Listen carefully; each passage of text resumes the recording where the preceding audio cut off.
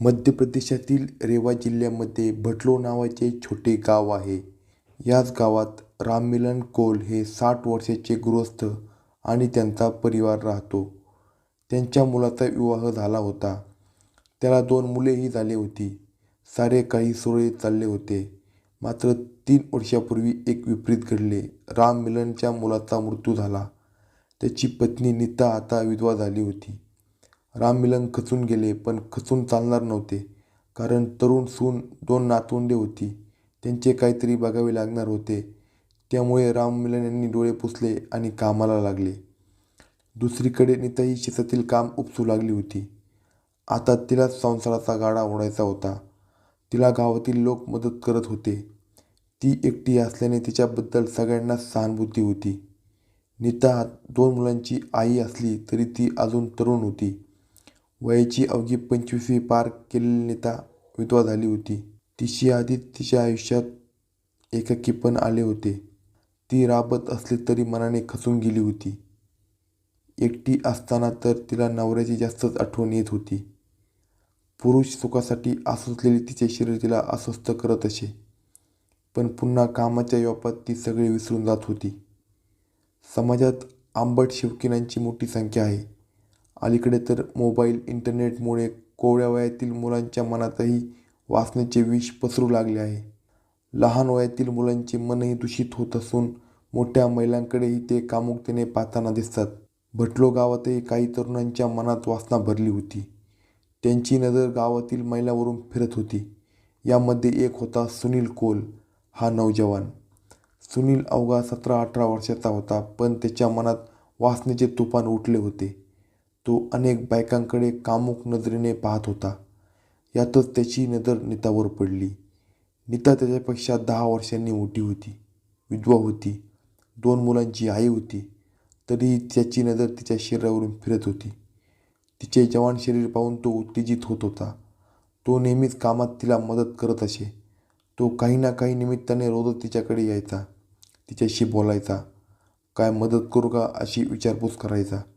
तिच्याबरोबर शेतात, बाजारातही सोबत जायचा.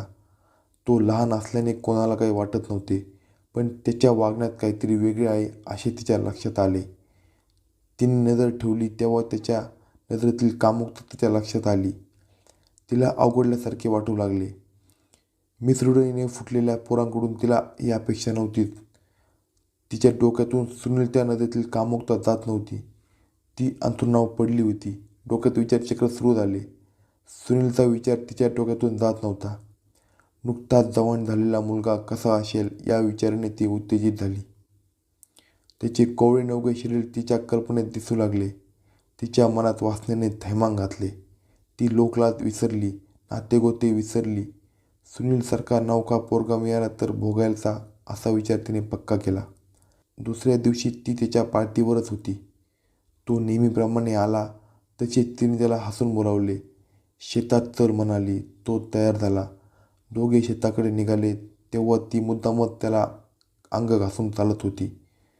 आधी तो संकुचित होता, पण गावातून ते बाहेर पडून शेतातील वाटेने निघाले तसा तोही तिच्या अंगाला अंग घासून चालू लागला. चालता चालता त्याने तिचा हात धरला. तिने हात तसाच तिच्या हातात ठेवला. तिचा हात कुरवात तो बोलत निघाला होता. तिची उत्तेजना वाढत होती. मनात वासनेचे चक्र फिरू लागले. शेतात वर्दळ कमी झाली. ती त्याला घेऊन आडबाजूला गेली आणि त्यांनी त्या ठिकाणी कामक्रीडा केली.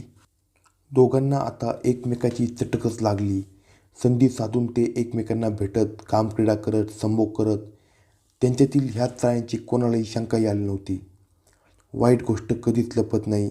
या प्रकरणातही तेच झाले. घरात कोणी नसताना संधी साधून ते दोघे एकमेकांच्या मिठीत शिरले आणि कुरवाळू लागले.